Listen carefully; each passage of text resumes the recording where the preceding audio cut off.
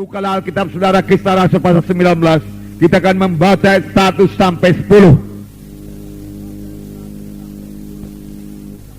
Di sini dikatakan saudaraku, dalam tempo 2 tahun semua penduduk Asia mendengarkan firman Tuhan.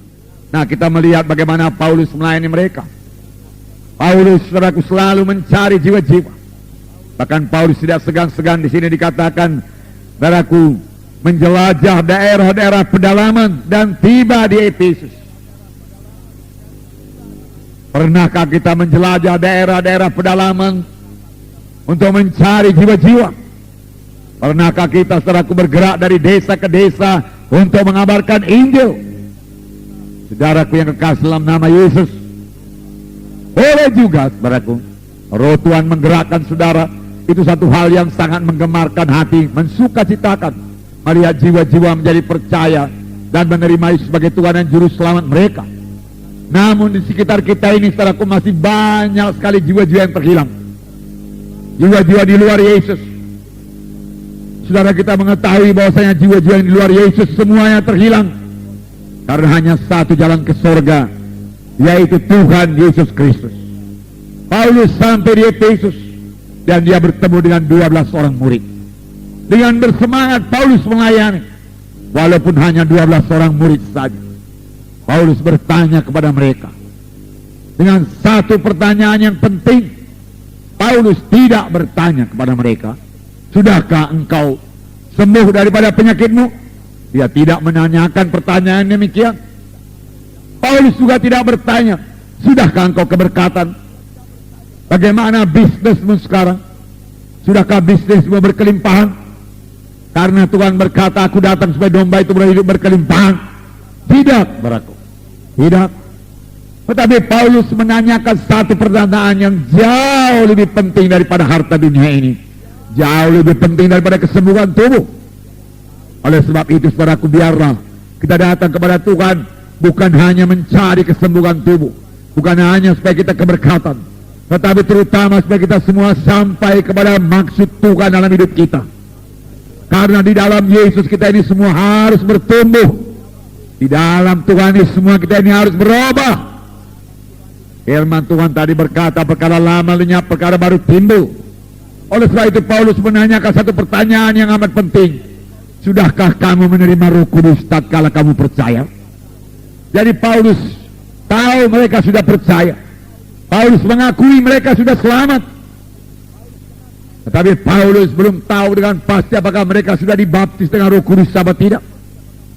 Baptisan Roh Kudus sangat penting. Waktu murid-murid mau berangkat menginjil, Tuhan Yesus berkata kepada murid-murid, tunggulah di Yerusalem sampai kamu dilengkapi dengan kuasa dari Maha Tinggi. Karena Yohanes membaptis kamu dengan air, tapi tidak lama lagi kamu akan dibaptis dengan Roh Kudus. Tuhan Yesus sendiri menyuruh murid-murid menunggu Roh Kudus. Itu sebabnya Paulus bertanya, sudahkah kamu menerima Roh Kudus tatkala kamu percaya? Dan jawaban mereka mengherankan Paulus. Mereka berkata, kami belum pernah dengar kalau ada Roh Kudus. Heran juga. Saudaraku, dalam perjanjian lama banyak diceritakan mengenai Roh Kudus. Buku Joel mengatakan, pada akhir zaman aku akan mencurahkan Rohku pada segala manusia. Dan mereka itu akan bernubuat. Turuna-turunamu akan mimpi berbagai-bagai mimpi. Tua-tuamu melihat penglihatan-penglihatan.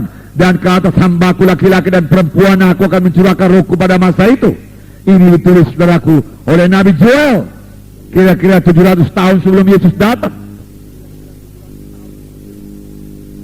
Nah, saudaraku yang kasih dalam nama Yesus, bahkan Yohanes Pembaptis sendiri berkata, saudaraku, aku membaptis kamu dengan air,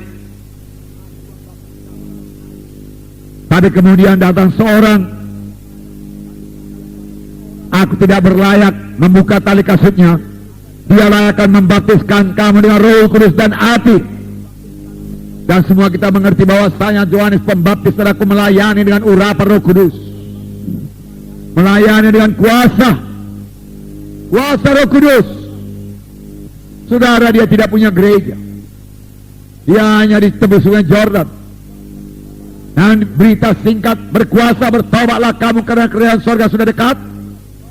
Dan firman Tuhan berkata, seluruh isi Yerusalem keluar. Sepanjang sungai Jordan mereka datang ke sungai Jordan untuk dibaptis. Seluruh Judea datang untuk minta dibaptiskan. Satu pelayanan yang sangat berkuasa. Roh Kudus memenuhkan dia, Roh Kudus menggerakkan jiwa-jiwa.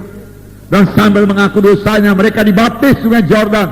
Termasuk Tuhan Yesus, saudara, yang datang pada Yohanes Pembaptis. Dan Yohanes Pembaptis berkata, bagaimana ini Tuhan? Masakan engkau datang kepada aku supaya aku baptis? Yohanes berkata, biarlah demikian supaya kita menggenapi semua kehendak Allah.